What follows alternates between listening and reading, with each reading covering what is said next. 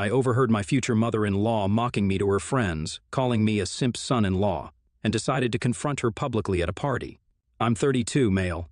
I'm getting married to my fiancée, Deborah, 31, female, next month. We have been together for 2 years, and I just asked her to marry me last month. I'm head over heels for this wonderful woman and can't wait to spend the rest of my life with her. We come from very different backgrounds. I grew up in a working-class family, and I'm the middle child among my 2 siblings. We always had to work hard, living paycheck to paycheck every month. Deborah, on the other hand, had a much more comfortable upbringing. Her dad was a successful businessman, so he could provide her with everything. She was always surrounded by wealthy kids who threw extravagant parties and events. I put in a lot of effort to work my way through college and eventually landed a job at a prestigious company. My parents were truly proud of how I had built my life without ever depending on them to provide me with financial assistance. When Deborah and I met for the first time, it was at a mutual friend's party. Although we knew we were worlds apart, we still had an instant connection. We started going on dates, taking the time to truly understand each other, and with each passing day, we fell head over heels for one another. Once we started seriously dating, Deborah eventually invited me to one of her family's dinners so she could formally introduce me to her parents. That's when I had the pleasure of meeting her dad, John, a successful businessman, and her mom, Maggie, who was a dedicated stay-at-home mom. For the first time, John seemed to appreciate the effort I had put into building my life. Maggie, on the other hand, didn't seem to take a liking to me. It was quite evident that she looked down on my upbringing, and I didn't fit her expectations for the kind of son-in-law she had in mind. Her disapproval of me was far from subtle. It was painfully evident she didn't hold back in making it clear that her only child deserved someone she considered better than me. She would often cut me off in conversations, and her disapproving glances spoke volumes, making it a challenging and awkward situation to navigate. In contrast, my parents couldn't have been more welcoming to Deborah. They embraced her with open arms, and my brothers took an instant liking to her. They would playfully tease her, telling her that she still had time to run away and escape from me, all in good fun, of course. It was heartwarming to see my family so supportive and accepting of our relationship.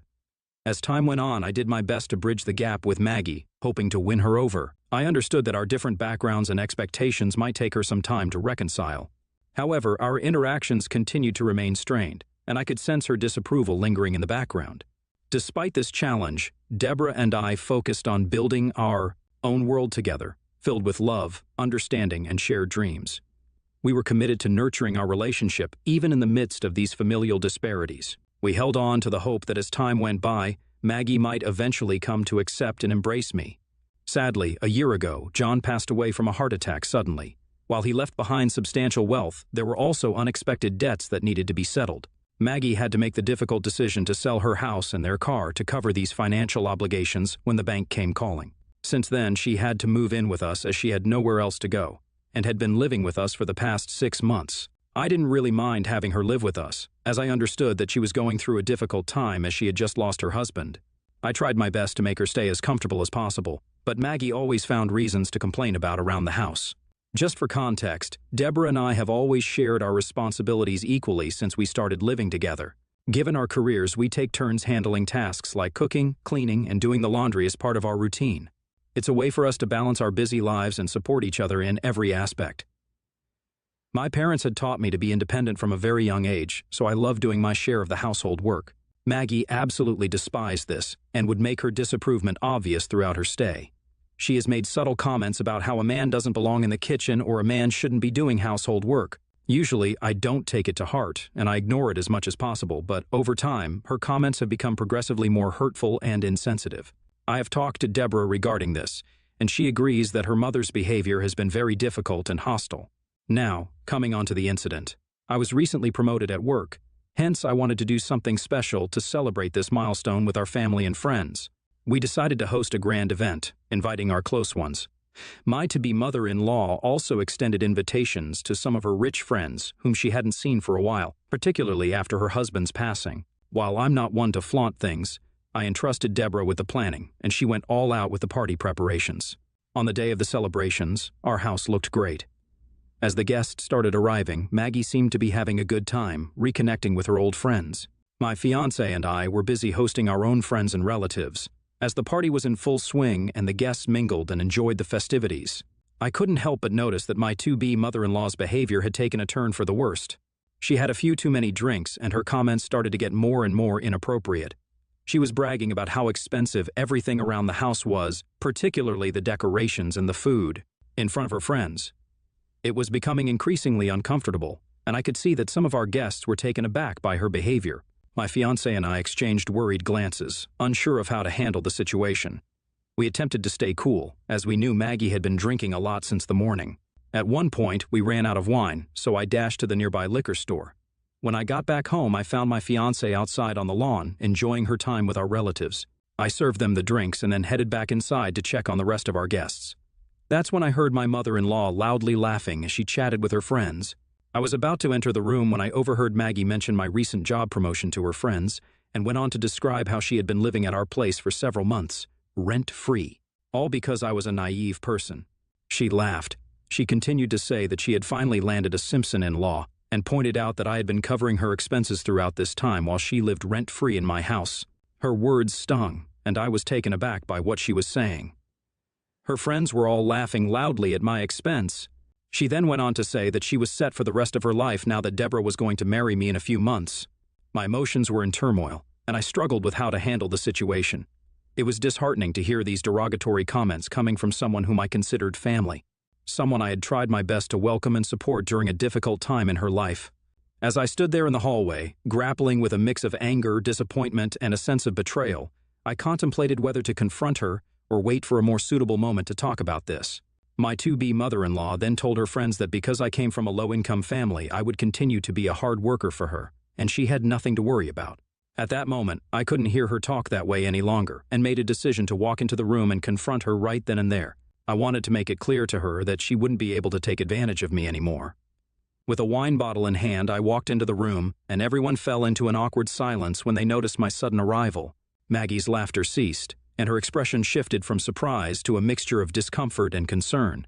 She was worried that I might have overheard the conversation. Pouring wine for everyone and placing the bottle down, I faced Maggie and began to speak. "Maggie, I couldn't help but overhear your conversation with your friends. I stood there for a good 5 minutes listening to you talk about how you've used my perceived naivety to your advantage. I want to make it clear that I welcomed you into my house with open arms and tried to support you during a difficult time, particularly because you had just lost your husband. However, making hurtful comments like this, in front of our family and friends and laughing at my expense is not acceptable." The room remained tense, with a heavy silence weighing down on all of us.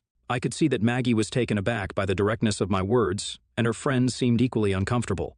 Just as the tension was at its peak, my fiancée walked into the room, a puzzled expression on her face as she tried to understand what was happening. As I stood in the middle of the room with Deborah now in the room, I went on to explain to her what her mother had been telling people about me. Deborah's eyes widened in shock as she tried to comprehend the gravity of the situation. Maggie's expression shifted from shock to embarrassment. I knew I wouldn't be able to forgive her for the way she had spoken about me. I asked Maggie to immediately leave my house. Maggie's eyes widened as she began to frantically protest, knowing that she had nowhere else to go. Deborah remained quiet as she understood how humiliated I had felt because of her mother. I remained resolute in my decision, emphasizing that I could no longer trust my to-be mother-in-law to be living with us. I suggested she could find accommodation with one of her wealthy friends who had joined the party and were evidently relishing and laughing at my expense just minutes ago. Maggie looked around the room helplessly at her friends, avoiding eye contact, and I couldn't help but smirk. I had reached my breaking point and was no longer willing to be used and taken advantage of. In that tense moment, Deborah, who had been taken aback by the unfolding drama, finally spoke up. She addressed her mother with a mix of disappointment and determination. "Mom, you've put us in an incredibly uncomfortable situation with your behavior today. We've always tried to support you, but this kind of treatment towards my fiancé is unacceptable." Maggie, now caught between her daughter's disapproval and her own embarrassing behavior, began to realize the gravity of the situation. She had no easy way out and attempted to apologize, but I wasn't willing to be manipulated any longer. Still seething in anger and disappointment, I walked out of the room. The party soon ended, and my to-be mother-in-law apparently left to stay at one of her relatives' places. Since the incident, I've been receiving messages from people with a variety of reactions. Most of the guests seem to support my decision to stand up for myself, but there are some family members from my fiancé's side who were telling Deborah that what I did was wrong and that I should not have humiliated her mother like that. Her parents, who were present at the party, supported me and had my back. The situation has caused a divide between our families, and the mixed opinions are adding to the tension. So, I wanted to post here so I could get an unbiased opinion. Am I the a-hole for confronting my soon-to-be mother-in-law in front of everyone after I caught her making fun of me and letting her know that she won't be able to leech off me? Update 1. Thanks to everyone for your feedback on my last post. Many folks have suggested that this incident should serve as an eye-opener to the kind of family I would be marrying into. I have received suggestions that I should get a prenup with my fiancé before we get married, which I honestly never really thought about before, but after the recent incident, I'm seriously considering it. That day, after the party ended, my wife and I had a lengthy conversation to discuss everything. While my wife is completely on my side, it's hard to deny that my trust has been shaken. It's not her fault, but I'm worried about her family and how easily they can manipulate me in the future.